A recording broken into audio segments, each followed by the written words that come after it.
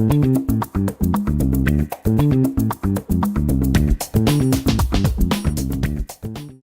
is Byron Gordon for the SES Conference Channel. It is day one. We're live at SES Toronto, and we just got out of the SEO Then and Now panel, and we're speaking to Jeff Quipp of SearchEnginePeople. How are you, Jeff? I'm good, Byron. Thanks. How about you? I'm doing just fine. We had a great panel here discussing the search engine past and talking about now the present and a little bit of the future. I thought maybe you could highlight some of the things you talked about. You talked about Google, and let's face it, Google dominates the search landscape. And you mentioned an interesting stat about Google's impact in Canada. You want to talk a little bit about that? Yeah, Google has, in Canada, I saw a stat, I think last week or maybe the week before, it says Google accounts for more than 80% of the market share, or search market share now in Canada, which is very, very significant. So if you're a Google, or I'm sorry, if you're an advertiser and you want to appear on Google, or on search, target Google. You talked about keywords, and you mentioned another stat that a lot of people did not know about the 25% of terms. Maybe you could talk about that one. Yes, absolutely. The stat was that every month Google encounters 20 to 25% of terms that it's never ever seen before, which means if you build out your content routinely, you're going to grab well, some really good traffic anyway from some of these longer tail terms. Is that something that you've been getting across to your clients? To many, yes.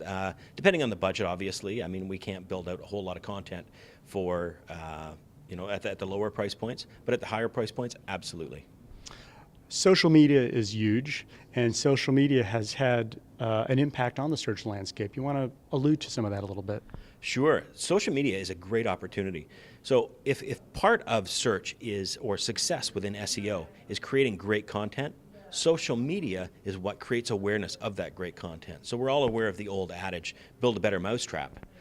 It's exactly the same thing. If you've got great content, the world won't necessarily know it's there unless you start to promote it and create awareness of it. And social media enables us to create awareness of all this great content. Any particular social media tools? Wow. Actually, we use a lot of different social media tools. It really depends on the client and the situation and who we're trying to target. Yeah, in some cases, I mean, we use Facebook, we use Twitter, we use Dig, we use Reddit, we use Delicious, we use StumbleUpon. So those are all really good media. You also talked about the impact of mobile search, and really mobile has by leaps and bounds, really making itself an integral part now, or starting to anyway, of the search landscape. Talk about that and mobile's impact.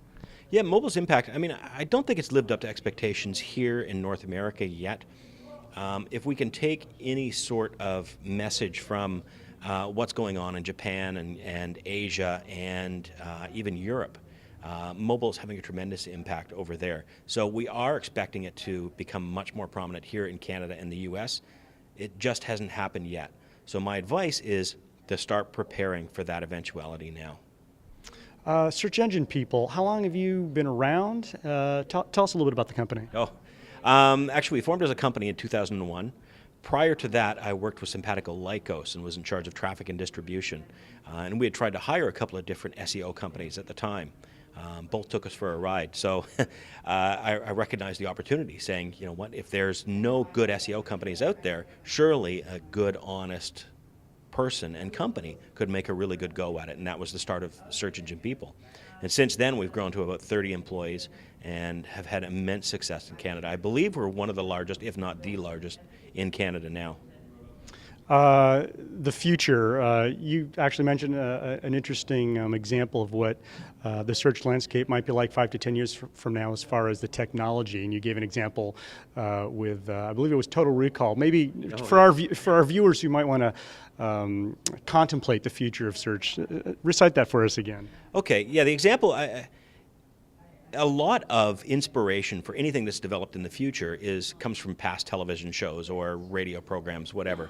And absolutely that's the case with search as well, and what's going to happen in the future. So the example that I used was Total Recall.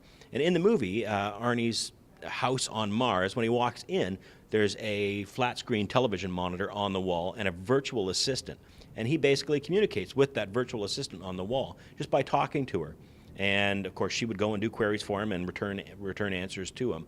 But it was very personalized, and I do believe that that's probably a direction that we're going to go in the future on both mobile devices and on land internet as well. Thank you so much for talking to us, Jeff. Thank you, Byron. And there's more to come from SES Toronto Live. Stay tuned.